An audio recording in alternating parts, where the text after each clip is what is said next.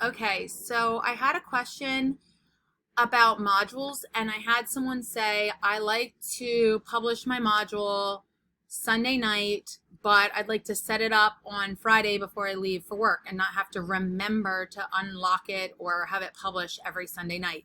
You can do that. So you're going to first create that module, and these little three dots here, you're going to click on there and edit. You're going to lock the module so students cannot access that module until the date and the time, so you can actually have a time there too, that you would like it to unlock.